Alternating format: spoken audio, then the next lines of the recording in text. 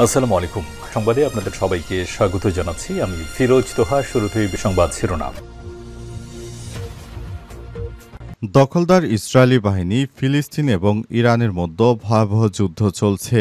আর এই মুহূর্তে আমাদের হাতে এসছে যুদ্ধের ভয়ঙ্কর কিছু গুরুত্বপূর্ণ আপডেট সংবাদ। প্রথমেই জানাবো, ক্ষুধায় কাতর গাজাবাসী দেয়ার মতো রক্ত নেই শরীরে। ইসরায়েলের অবিরাম হত্যাযজ্ঞে নিশ্চিহ্ন প্রায় গাজা, চারদিকে মৃত্যুর মিছিল। এরই মধ্যে বাড়ছে ক্ষুধা। বন্ধ হয়ে গেছে বেকারিগুলো, বাজারগুলোতেও খালি পড়ে আছে। কোনো মানুষ নেই, কোনো খাবার নেই। 1 মাসেরও বেশি সময় ধরে অবরুদ্ধ গাজার শেষ খাবারটুকু ফুরিয়ে আসছে। এখন অনাহারে মারা যাচ্ছে হাজার হাজার মানুষ। এরপর জানাবো, আল আকসা ধ্বংসের এআই ভিডিও প্রচার আরব বিশ্বের ক্ষোভ। সামাজিক যোগাযোগ মাধ্যমে চলতি সপ্তাহে ভাইরাল হয়েছে অধিকৃত জেরুজালেমের পবিত্র আল আকসা মসজিদ ধ্বংসের একটি এআই বা কৃত্রিম বুদ্ধিমত্তা নির্ভর ভিডিও, যা নিয়ে ওঠে সামাজিক যোগাযোগ মাধ্যমে ঝড়। বিষয়টি নিয়ে এবার প্রতিক্রিয়া জানিয়েছে বিভিন্ন আরব দেশ। সংবাদ মাধ্যম দ্য নিউ আরব ও টিআরটি ওয়ার্ল্ড জানিয়েছে, ইসরায়েলের কট্টরপন্থী গোষ্ঠীর সমর্থকরা কিছু সোশ্যাল মিডিয়া প্ল্যাটফর্ম থেকে ভিডিওটি সরিয়ে দেওয়া হয়েছে। ভিডিওতে নেক্সট ইয়ার ইন জেরুজালেম মিসা নাও, অর্থাৎ আগামী বছর জেরুজালেমকে এভাবে ধ্বংস করে দিবে, এমনটাই জানিয়েছে তারা। এই ঘটনায় পুরো আরব বিশ্ব থেকে নিন্দার ঝড় বয়ে যাচ্ছে।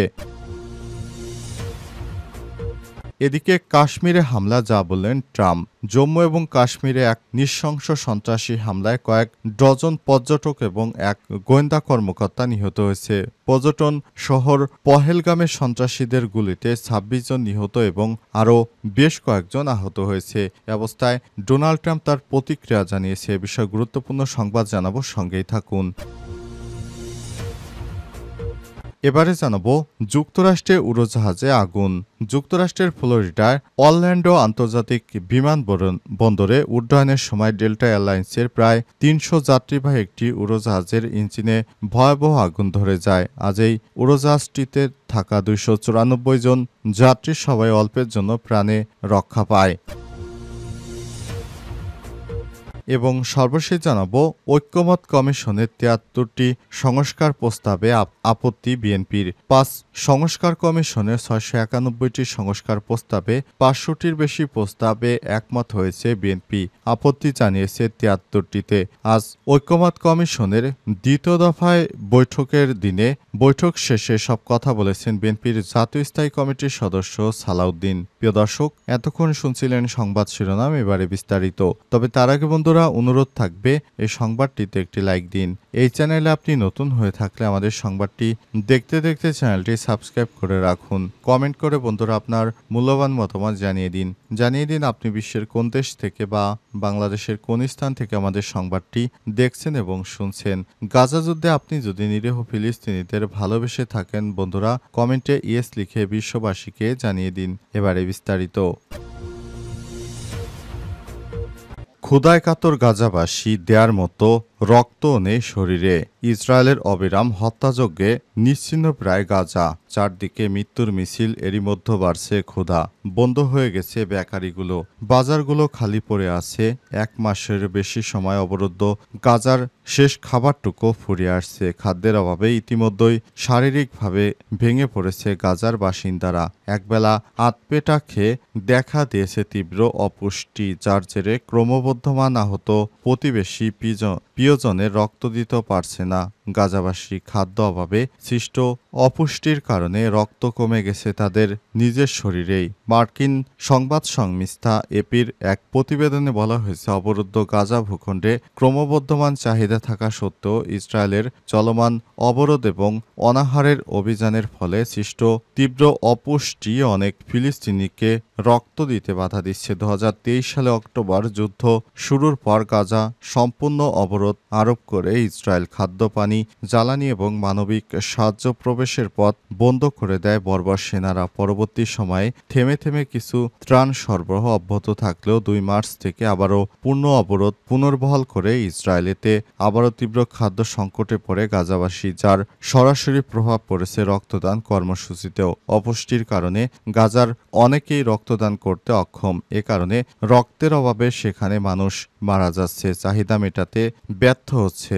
স্বেচ্ছাসেবক আবদুল্লাহ আল আরের বলেছেন, আমি সাহায্য করার জন্য কিছু করতে চেয়েছিলাম, কিন্তু রক্তদান করা আমার পক্ষে কঠিন ছিল, কারণ আমাদের শরীরে আগের মতো নেই। আমরা অনিরাপদ পানি পান করি। আমার কিছু বন্ধু রক্তদান করতে পারেনি কারণ তাদের হিমোগ্লোবিনের মাত্রা খুবই কম ছিল। এভাবে তারা দখলদার ইসরায়েলি বাহিনী গাজাকে ধ্বংস করছে। সেখানে না খেতে পেয়ে মারা যাচ্ছে একের পর এক মানুষ।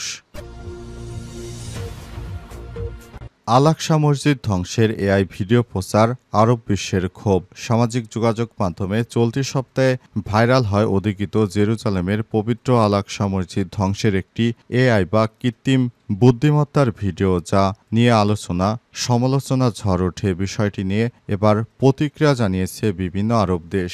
দ্য সংবাদ মাধ্যম দ্য নিউজ আরব এবং টিআরটি ওয়ার্ল্ড জানিয়েছে, ইসরায়েলের কট্টরপন্থী গোষ্ঠীর সমর্থক কিছু সোশ্যাল মিডিয়া প্ল্যাটফর্ম থেকে ভিডিওটি ছড়িয়ে দেওয়া হয়। ভিডিওতে নেক্সট ইয়ার ইন জেরুজালেম মিসা নাও স্লোগান ব্যবহার করে আল-আকসা মসজিদ ধ্বংসের কল্পিত চিত্র দেখানো হয়েছে। ফিলিস্তিনি পররাষ্ট্র মন্ত্রণালয়ের এই ভিডিওকে অধিকৃত জেরুজালেমে ইসলামিক ও খ্রিস্টান পবিত্র স্থানগুলোকে টার্গেট করার পদ্ধতিগত উস্কানি বলে অভিহিত করেছে। মন্ত্রণালয় বলছে, গাজায় গণহত্যার বিরুদ্ধে আন্তর্জাতিক নিষ্ক্রিয়তা ইসরায়েলকে তার বর্ণবাদী এবং সম্প্রসারণবাদী পরিকল্পনায় উৎসাহিত করছে।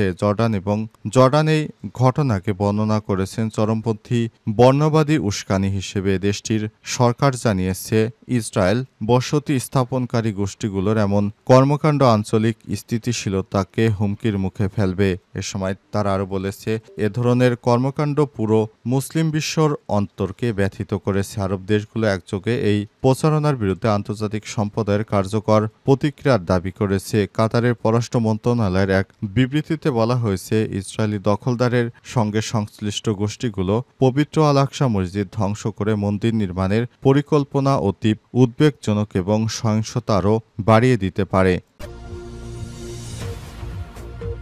কাশ্মীরে হামলা, যা বলেন ডোনাল্ড ট্রাম্প। জম্মু এবং কাশ্মীরে এক নৃশংস সন্ত্রাসী হামলায় কয়েকজন পর্যটক এবং এক গোয়েন্দা কর্মকর্তা নিহত হয়েছে। পর্যটন শহর পহেলগামে সন্ত্রাসীর গুলিতে ২৬ জন নিহত এবং আরও বেশ কয়েকজন আহত হয়েছে। বিশ্বজুড়ে নেতারা তাদের শ্রদ্ধা এবং সমবেদনা জানিয়েছে। এ বিষয়ে ভারতের প্রধানমন্ত্রী নরেন্দ্র মোদীকে ফোন করে নিন্দা এবং সমবেদনা জানিয়েছে মার্কিন প্রেসিডেন্ট ডোনাল্ড ট্রাম্প। এ সময় অপরাধীদের বিচারের আওতায় আনতে তিনি ভারতের প্রতি পুনর্ব্যক্ত সমর্থন করেছেন। ভারতের পররাষ্ট্র মন্ত্রণালয়ের মুখপাত্র রণধীর জয়সাল এক এক্স বার্তায় ওই ফোন কলের কথা উল্লেখ করেছেন। জয়সাল বলেছেন, সন্ত্রাসবাদের বিরুদ্ধে ভারত ও যুক্তরাষ্ট্র একসঙ্গে কাজ করবে। এর আগে মঙ্গলবার কাশ্মীরে হামলার ঘটনায় নিজের মালিকানাধীন সামাজিক যোগাযোগ মাধ্যম ট্রুথ সোশ্যাল পোস্ট দেন ট্রাম্প। সেখানে তিনি লিখেছেন, কাশ্মীরের খবরে গভীরভাবে মর্মাহত হয়েছি। সন্ত্রাসবাদের বিরুদ্ধে লড়াই যুক্তরাষ্ট্র বলিষ্ঠভাবে ভারতের পাশে রয়েছে। এই ঘটনার নিন্দা জানিয়েছেন মার্কিন প্রেসিডেন্ট ডোনাল্ড ট্রাম্প এবং রাশিয়ার প্রেসিডেন্ট ভ্লাদিমির পুতিনও। এছাড়াও সৌদি আরব, ইসরায়েল,